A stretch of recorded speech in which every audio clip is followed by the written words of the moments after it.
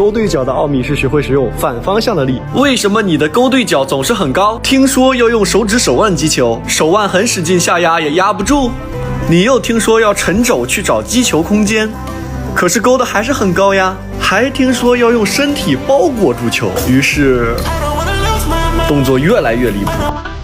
一致性高質量勾对角到底怎麼做？主動、被動、停頓、側身位，一个視頻告訴你勾对角的奧秘。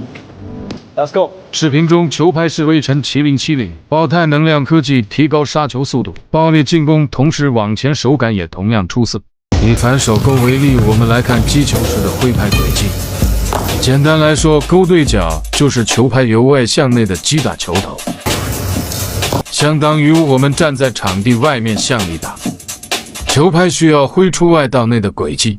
當我們握拍大拇指在寬面時，手腕揮動的角度會被卡住，所以握拍時大拇指需要在斜稜處，才能在擊球過程中保證手腕的靈活。沒有基礎的球友可以進行這個球感訓練，將球放在拍面，伸出手臂，利用手指手腕發力把球撥到對角。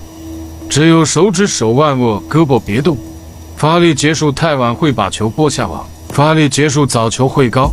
只有在合適的時機，手腕停止發力，才能貼網飛行。揮拍過程開始是拍面向上，結束是拍面向下，一定要注意整個過程都是拍面的豎面在移動，千萬不要用你的橫面去撥球。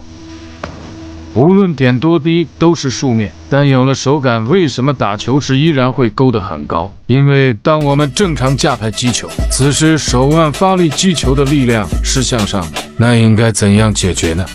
我們來看個對比，當我們很主動時，勾對角可直接立起手腕搶到擊球點外側，可以看到擊球後球拍的揮動軌跡也基本結束，球貼網而過。再來看同樣的擊球點，擊球時球拍為勾對角揮動的軌跡才剛剛開始，巨高啊！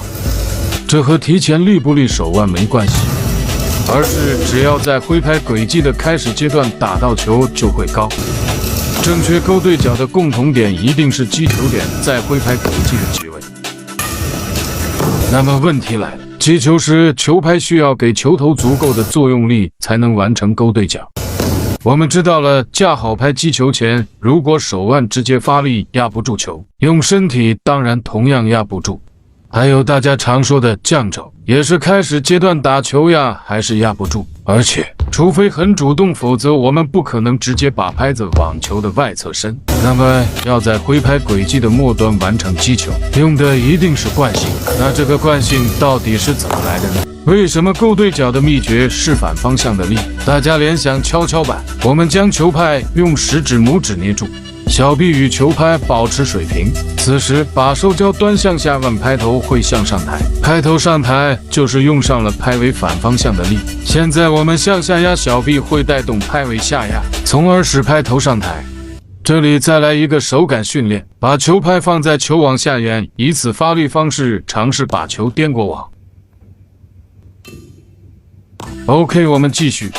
那麼，當球拍需要向此方向的力時，將手腕先穩定作為蹺蹺板支點，把肘向着反方向拉動時，球拍在原地不移動，便會獲得一個反向作用力。我們知道架拍時肘的位置決定球拍位置，當我們擊球前若肘不動，球拍只能在此處開始揮拍軌跡，所以反向作用力絕不是來自手腕。若擊球前保持架拍降低肘的位置，等球落下來以後，依然是手腕主動發力擊球。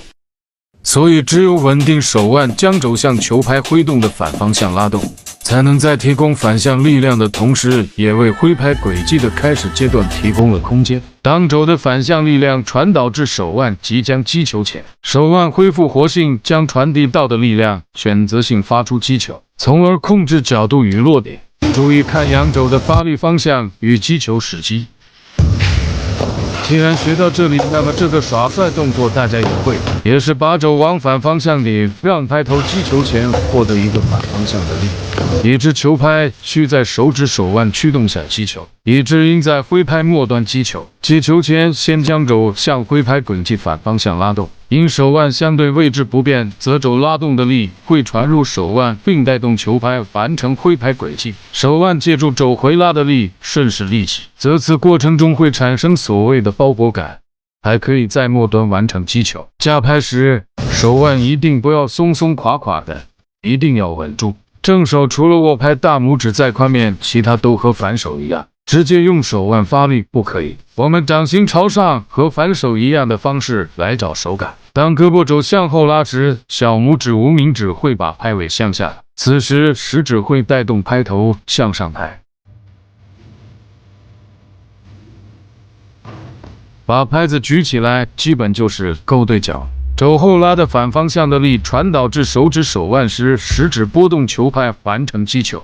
先肘後拉傳入力量，同時獲得揮拍空間，完成揮拍軌跡前半段。然後食指將傳入手腕的力量，選擇合適的力度角度發出擊球。若非常側身位時，把肘後拉過程變成身體帶動下的肘後拉就 OK 了。